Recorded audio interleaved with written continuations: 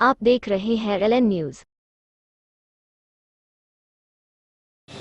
आज मीटिंग में क्या? देखिए, आज की मीटिंग के अंदर बहुत सारे मुद्दों के ऊपर चर्चा हुई है, जिसमें से ख़ास बात ये है, एक तो ऑक्सीजन की कमी का मामला आया है और रेमडेसिविर को लेकर जो पेशेंट्सों को तकलीफ़ें हो रही है उसके ताल्लुक से बहुत विस्तृत चर्चा हुई है। एक सही बात है कि पिछले कुछ दिनों के अंदर पेशेंट्स को जो रेमडेसिविर इंजेक्शन के लिए दर दर भटकना पड़ रहा है, उसके बावजूद भी उन्हें कहीं पर रेमडेसिविर नहीं मिल रहा है। ये बात भी सही है कि हमारे ही पड़ोसी ज़िले के जालना के अंदर राजेश टोपे साहब जो मंत्री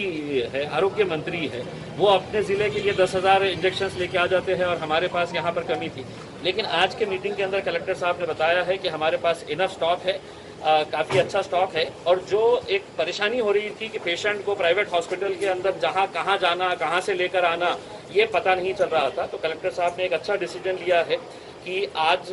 से यहाँ पर है तो एक कंट्रोल रूम बनाया गया है। हॉस्पिटल को सिर्फ इतना करना है कि हॉस्पिटल ने लेटर लिख के कलेक्टर को भेजना है कि मेरे पास ये पेशेंट एडमिट है और इसकी कंडीशन ऐसी है, इसको रेमडेसिविर देना ज़रूरी है करके उसका जो भी डिटेल्स अटैच करने का है वो डिटेल्स अटैच करके यहाँ पर देना है। अब ये हो सकता है कि मतलब बहुत सारे हॉस्पिटल्स का आ जाएगा, तो आज की मीटिंग के अंदर ये भी तय हुआ है कि 1-2 डॉक्टर्स को भी बिठा के रखा जाए कंट्रोल रूम के अंदर, ताकि वो भी डिसीजन ले सके कि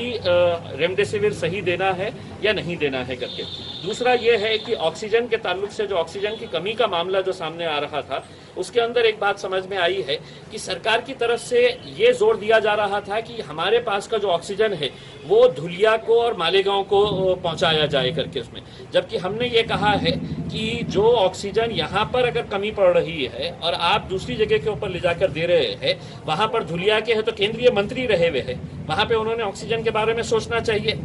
भारतीय जनता पार्टी के केंद्र में मंत्री रह चुके हैं, वो उनकी जिम्मेदारी है कि वहाँ पर हम मेहनत करो और आप कहेंगे एंड टाइम के ऊपर आके कि हमको ऑक्सीजन दो करके, तो हमारे लोग मरेंगे और आप वहाँ पे जिंदा रहना चाह रहे, तो हमने सबने है तो ये निर्णय लिया है कि हमारा ऑक्सीजन जो है वो यहीं पर रहेगा। अगर ज़्यादा होता है, हमारी जितनी रिक्वायरमेंट है उससे ज़्यादा अगर होता है तो हमको जिसको बांटना है, जिसको देने का है, सरकार जिसको बोलेंगी वो दिया जाएगा करके।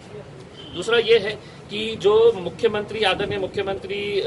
साहब ने जो फैसला लिए है कि हम गरीबों को ऐसा ऐसा इतना इतना पैसा देंगे, अनाज इतना दिया जाएगा, उसके ताल्लुक से अभी कोई नोटिफिकेशन नहीं आया है। वो जैसा ही नोटिफिकेशन आएगा उसके ताल्लुक से एक सेपरेट मीटिंग करके ज़्यादा से ज़्यादा गरीब लोगों को उसका फ़ायदा किस तरह से पहुँचाया जा सकता है उसके बारे में फैसला लेंगे। ठीक है।